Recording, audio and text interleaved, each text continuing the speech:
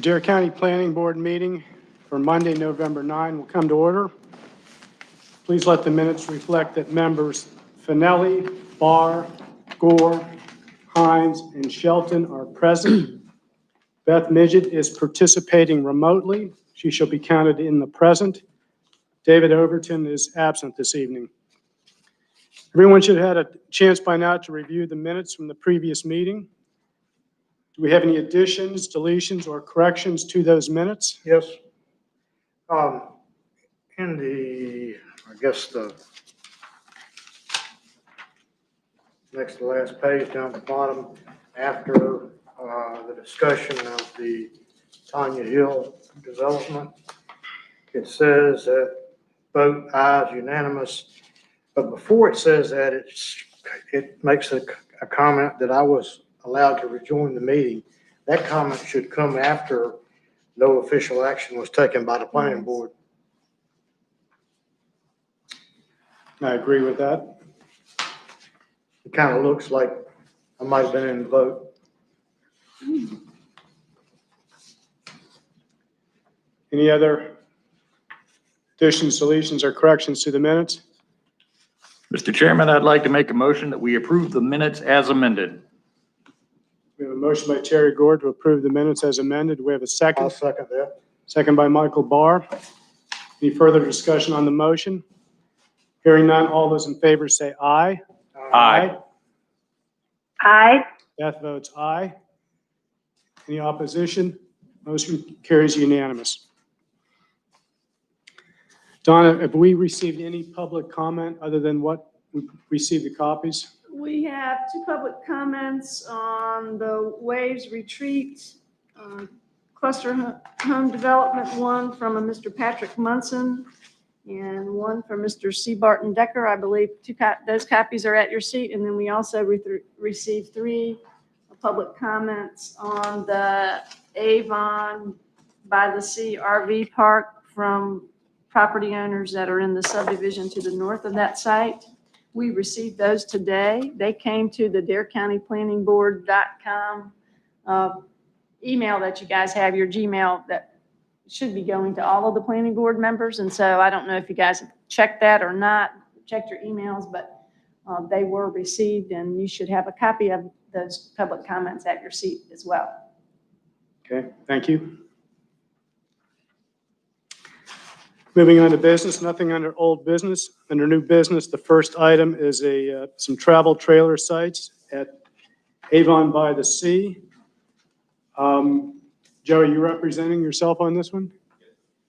Want to come up and grab a seat? Now, on the agenda, it says this is a sketch plan. Are we reviewing this as a sketch plan, or is this, you ready to go with this? Well, you know, I would say I'm ready to go on it, Chairman, but given the situation with, I know the ordinances have been changing a little bit, we wanted to put it in front of the board, and give you guys a good look at it, and I guess I would look at your discretion in terms of how comfortable you feel with it in terms of proceeding forward. Okay. Noah, you want to start us off on this? Yes, sir. Joe Thompson, on behalf of Avon Pier LLC, has submitted a conditional use permit application to allow for travel trailer sites on his existing commercial property in Avon. The property is identified as parcel 014800000 on the Dare County tax maps. The parcel is zoned C3 commercial, and travel trailer sites on commercial property are permitted as a conditional use. The travel trailer sites will also be subject to guidelines and requirements of the Dare County Travel Trailer Park Ordinance. The property is 4.85 acres and already operates as a commercial site. The applicant is proposing 26 sites on a 2-acre area dedicated solely to the use of the travel trailer sites. That meets the requirement of the Travel Trailer Park Ordinance. A site plan is attached to the memo showing the existing and proposed improvements on the property. The proposed sites are in a free-form configuration, keeping the required 15-foot separation between sites as required by the ordinance. A proposed bathhouse dedicated to the travel trailer sites is also depicted on the site plan. The applicant plans to use the existing on-site stormwater infrastructure and wastewater treatment disposal system for the travel trailer sites. The existing infrastructure was originally designed to support a much more intensive use, which I believe was a hotel. The travel trailer sites will be able to utilize the existing infrastructure without exceeding the capacity of both systems. Development of the travel trailer sites will reduce a portion of the existing lot coverage. The amount of land being disturbed with the proposed sites is less than an acre, so no state stormwater management permit would be required. On the proposed site plan shown, Mr. Thompson shows a vegetative buffer along the northern property line. But per the travel trailer park ordinance, it references that a vegetative buffer be installed along the proximity of all travel trailer sites. We would also need a typical cross section of road improvements. The adjoining property owners were notified, and as stated earlier, we received 3 comments addressing some concerns. The fire marshal also reviewed the site plan. He provided comments that you've been provided with, and I spoke to the fire marshal, and he his first concern was the 20-foot width of the road servicing the sites.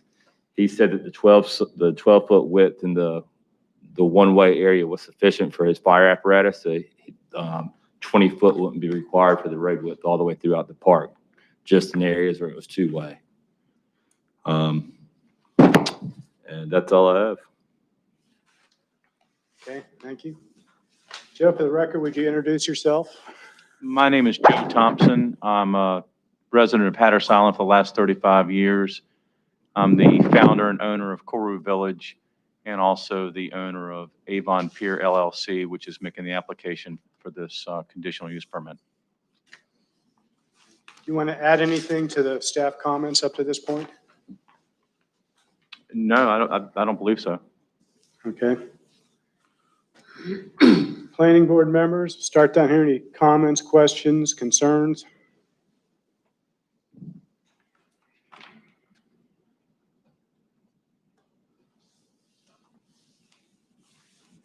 Anybody have any comments? Okay, to be clear, we're looking at this as a site plan, but I'm seeing a conditional use permit in the paperwork. I have a copy of that.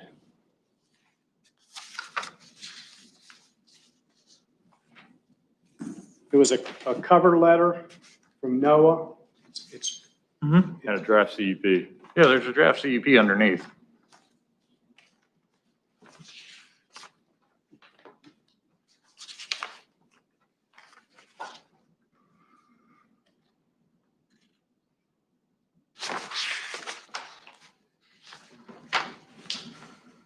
should have a conditional use permit attached to that draft.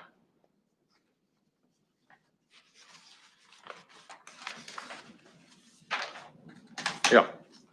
You good? Mhm. Okay. So what are we discussing this as? As a sketch plan, or are we trying to vote on, are we attempting to vote on the CUP?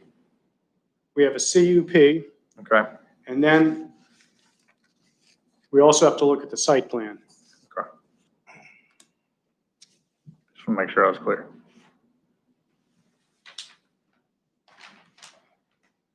Donna, since we're new on this process, on the CUP, we'll be making a recommendation because the commissioners The vote on that. CUP procedures are the same as they always are. You're making the recommendation, and then when it goes to the Board of Commissioners, it will be handled as a quasi judicial proceeding. These guys will be sworn in, and anybody that submits comments will have to do so in person. Email comments are not heard as part of a quasi judicial matter. So I think that as part of the discussion tonight, those public comments that we've received that talk about access to the property and the location of the sites away from their homes and the buffer fence and all that, I think that it's important that we get that in the record that we've discussed that. Some of the comments that they have are easily answered. And Mr. Thompson has been provided a copy of those comments, so he's able to respond to some of them.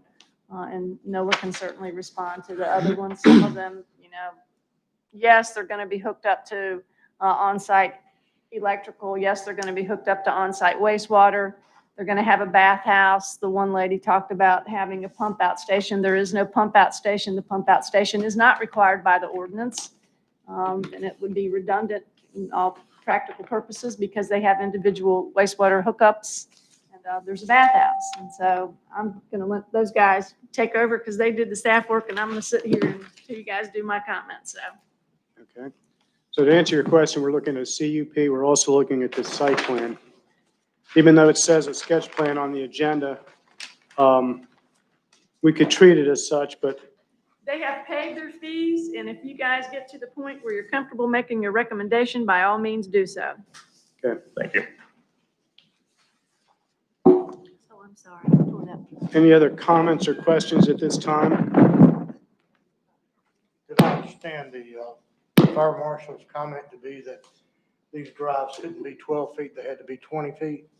When he first looked at it, he said where it turned to one lane, he thought that was still two lane. He did not realize that it went to a directional one lane of flow of traffic. So he said the 12-foot space of the access there would be sufficient for the fire apparatus and that he can have access from the other side of the site for the other parking lot to serve the other commercial use on the property. So this configuration would be okay? Yes, sir. Okay. On the site plan, it shows a vegetative buffer next to the commercial properties.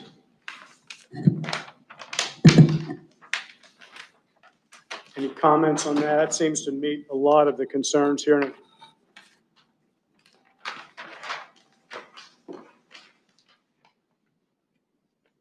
The setbacks are in order. I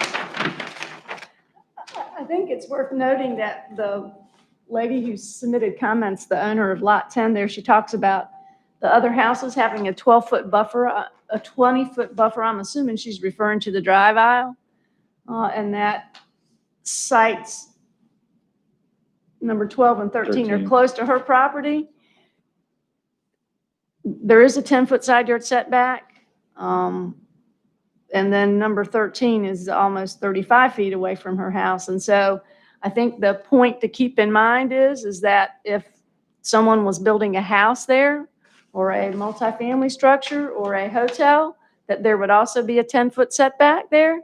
And so that setback is the standard setback. And I think that's just what popped into my head when I read that comment about the location of the travel trailers being close to the property. Okay, thank you for that.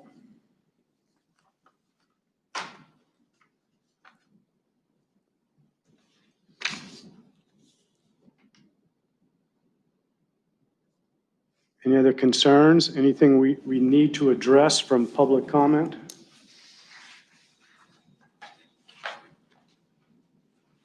I don't know if you caught it in my staff comments, but the ordinance reads that a vegetative buffer needs to buffer all sites, not just sites that abut a residential use.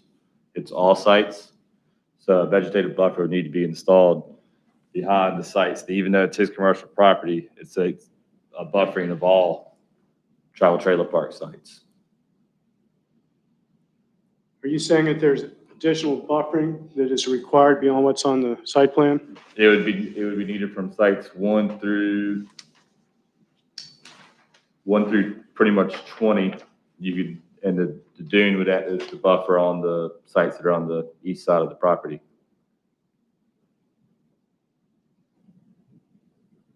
We're showing a vegetative buffer. Yeah. What Noah is saying is that the buffer, instead of being just along the The north. adjoining street there, it has to be around the perimeter of the area where those RV sites are. So not just on the north side, but on the west side and the south side. The east side doesn't need the buffer because the dunes are there. So the buffer needs to be extended, and the site plan, when it moves forward to the Board of Commissioners, needs to have that change made to it. It's not reflected on there at this time.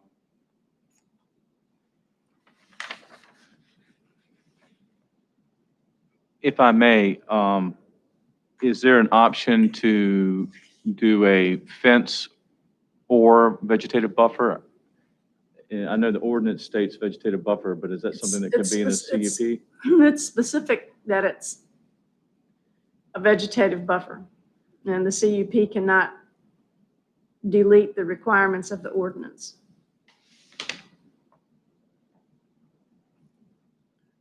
Let me understand this then.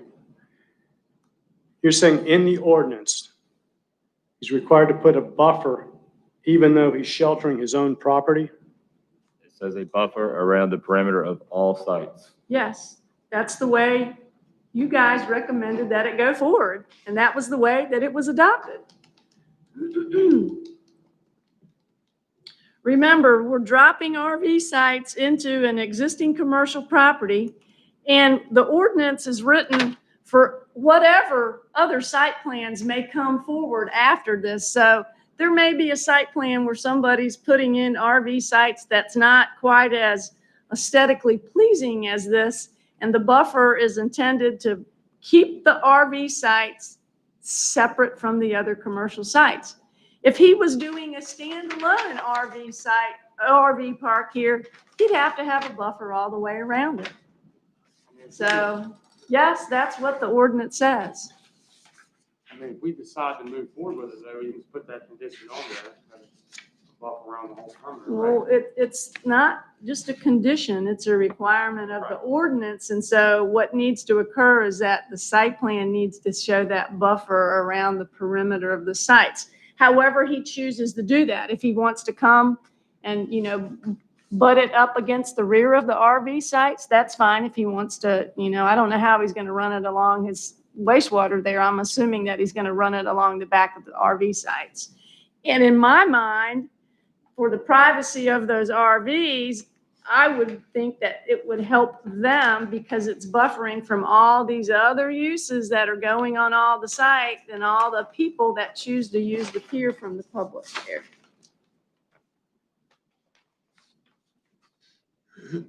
And it'll help cut down from the noise from all the TVs and the whatever other things that's listed in the public comment there. It will help with the noise from the RVs. Just bear with me, I'm just taking a quick look at the ordinance.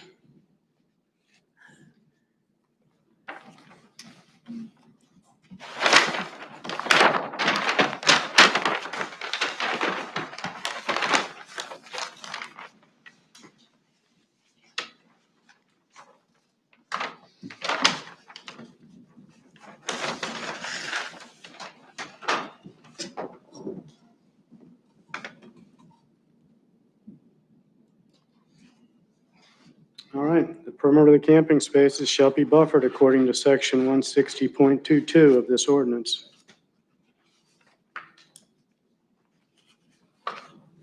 Is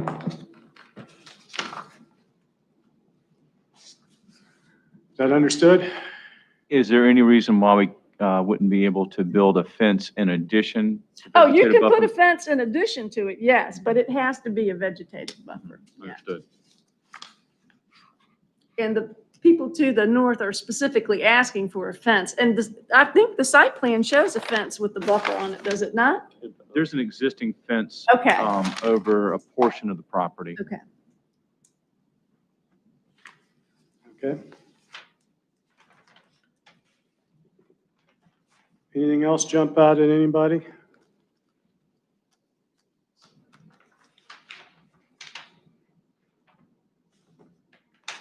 Just out of curiosity, Joe, why did you locate the bathhouse in that location? I'm just wondering if it could have been a little more centrally located without giving up spaces? Well, the main reason was its proximity to both the existing water main, an existing fire hydrant, and also an existing septic. I guess it'd be a main as well.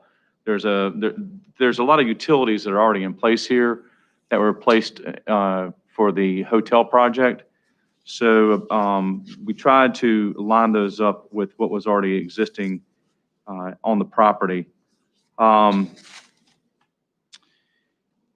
You know, it also, you know, there's a couple of things in terms of everyone is going to, every RV site, there's one central thing that everyone will be doing pretty much daily, and that is heading to the beach. And so on their way to the beach or on their way back from the beach, this gives them the opportunity to stop in the bathhouse and whether it be shower or whatever, as opposed to having it a little bit more, you know, on the interior part of the property. That was the only logical thinking of that. Okay, thank you.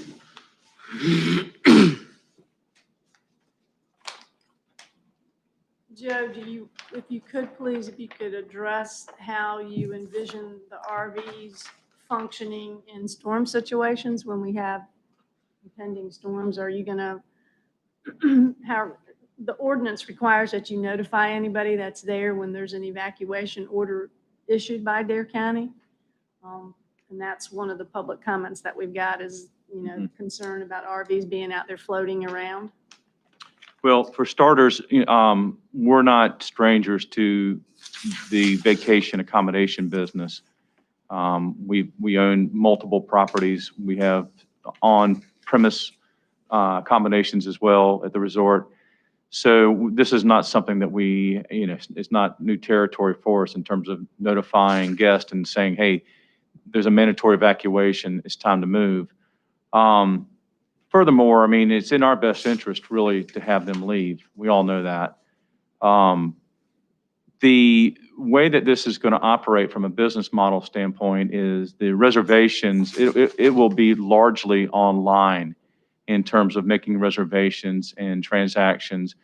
You know, not unlike what we've seen in terms of the evolution in the property management business, where very few guests go to the actual real estate companies and pick up keys anymore. They have codes that allow them to access the property on a given day and a given time.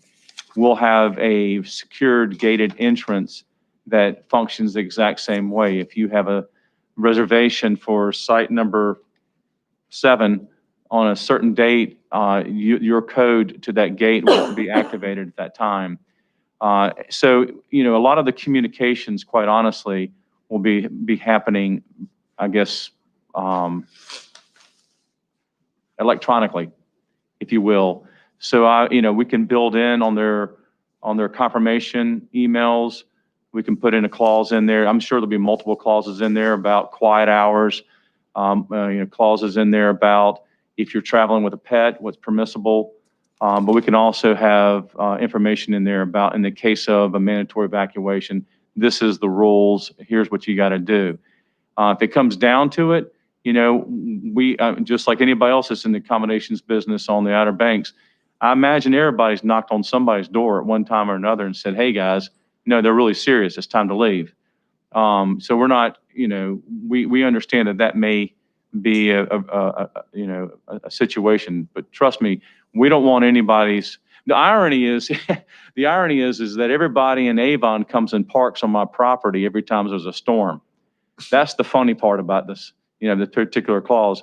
I'd say 75% of anybody looking to move their vehicles to high ground come to our properties and park them because we have the highest ground probably in the village. With that said, it doesn't matter. RV folks that are on vacation, it's time for them to leave. They're, you know, we all know that we don't need additional folks on the island in the case of something bad happening in terms of power requirements or other, you know, support systems. So yeah, we're prepared for that. One other thing, if you guys don't mind, it just is as sort of a, you know, for whatever it's worth category. When I moved to Hatteras Island in 1985, this site was a campground and functioned, had been a campground for some time. And it functioned as a campground into the late 80s when the Thornton brothers bought the property and decided to develop it as a hotel site.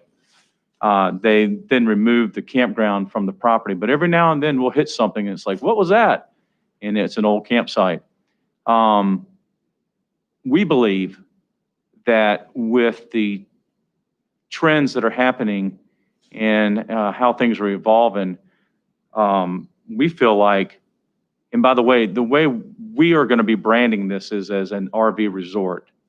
I don't want to paint myself in a corner. One day, I'm not as young as I used to be. One day we may want to sell, and I don't want to have put, conditions on this permit that are unnecessary for the future generation or future owners. With that said, our intention of branding is going to be an RV resort. I'm not interested in long-term sites. That there's a lot of those on the island, and I understand the appeal and the need and the whatever. That's not what we're looking at here. We're looking at nightly, weekly. Then maybe some people stay for more than a week, but we're looking at the vacation aspect of the RV industry. And so when you frame it in that context, I can't help but think that the vast majority of the concerns that have been expressed, I feel like a lot of those become moot points when you realize that this is a RV resort. And just for whatever it's worth category, I did some Googling today. It's always helpful before a meeting.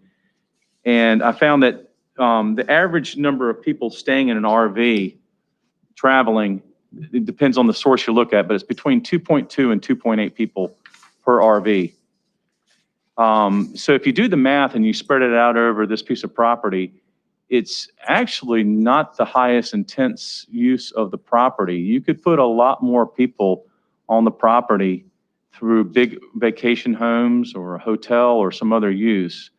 And I don't know if you guys have followed any of these trends, but with COVID and the subsequent shift in paradigms with working remotely and online education and everything else, the RV industry is literally growing in leaps and bounds. And it's not just us old gray hair guys that are retiring and buying RVs. 38% of the RV population is millennials. It's a very, very dynamic market. And quite honestly, the Outer Banks is poised to be a really strong player in this, particularly if we do it in the right kind of way. The other thing that I know you guys have an understanding of how it all works. The other beautiful thing about RV guests is that they spend more money per person in the local economy than folks say staying in a vacation home. If you go on Saturday to Food Lion, you'll see grocery carts being filled with hundreds and hundreds and hundreds of dollars of groceries. The average, the people that are staying in these big homes, and I'm not saying this is a bad thing. I've built my share of them. But the trend is we go to a grocery store, we buy a lot of food, we spend a lot of our time in the house and by the pool and over at the beach, and we come back and we make up a lot of our meals at the house. RVers are typically getting out every day and they're visiting restaurants, shops, going to sites and experiencing it. So in my opinion, this group of vacationers or travelers is a really, really healthy shot in the arm to a place like the Outer Banks. And, those are just some interesting facts to look at. I've been in front of you guys before for a multitude of developments. One of the other things I think for the record, to be quite honest with you, when you look at some of the comments that were sent, I think it needs to be stated that this piece of property is private property.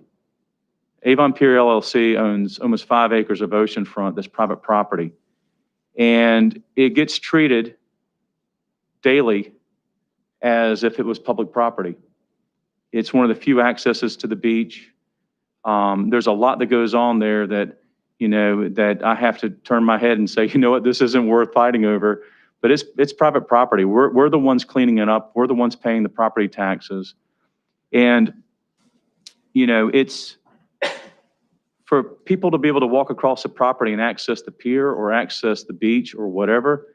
It's a privilege, not a right. And, you know, I feel like we've been really good stewards of that property. As a matter of fact, here recently, if anybody's read seen any of the news, the Avon Pier went through so much damage in 2019 and the spring of 2020 that it was questionable if the pier would survive what it went through. We thought we were going to replace 11 pylons. We replaced almost 33 pylons. That's how badly it was damaged. But it's back open. The T at the end is bigger than it was before. We've been working hard with the Park Service to maintain that property and keep it going. My family and I, we understand what it means to the locals, to the homeowners, to the visitors, to have that property to access the beach.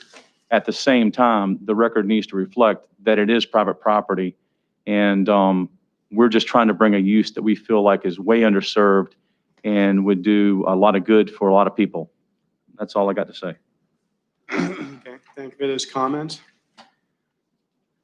Given this buffer requirement, when you look at the site plan here, do you think you can accommodate that? It's gonna be tough there on where it interfaces with the septic. If that's what the ordinance requires, that's what the ordinance requires. The north property line is a piece of cake. It's largely vegetated anyhow. We'll have to augment that, but that one's an easy one.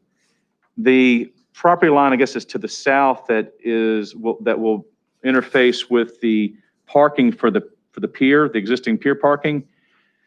That'll be difficult just in terms of keeping the vegetation alive.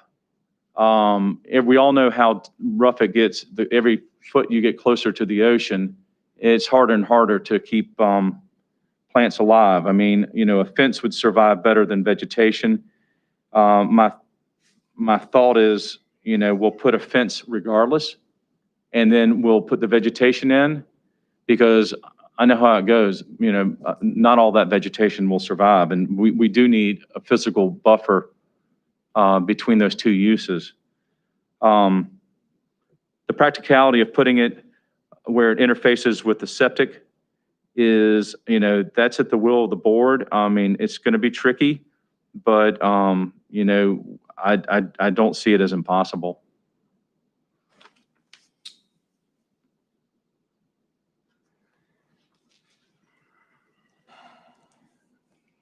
Planning board members, do you want to see this come back, given the proximity, or do you feel comfortable dealing with it this evening? I feel comfortable dealing with it this evening, provided that we can settle on, I mean, unfortunately, we are going to have some form of vegetative Understood. buffer. I mean, as long as that's understood, I feel confident that we can move forward, but personal opinion. I feel the same way. I think we can move forward. I agree. I mean, you know, obviously this was a past use of the property, just as was Frisco years and years ago, same type of situation. And as long as things are addressed as far as terms, you know, lengths of stays, that type of thing, which I think will be addressed in the lease. Obviously, you said he wants to be RV resort. I think all the things that have been raised in the public comment can be met with the conditional use permit and the lease document itself. Okay, thank you for those comments, Beth. I agree. Joe, do you think it's possible to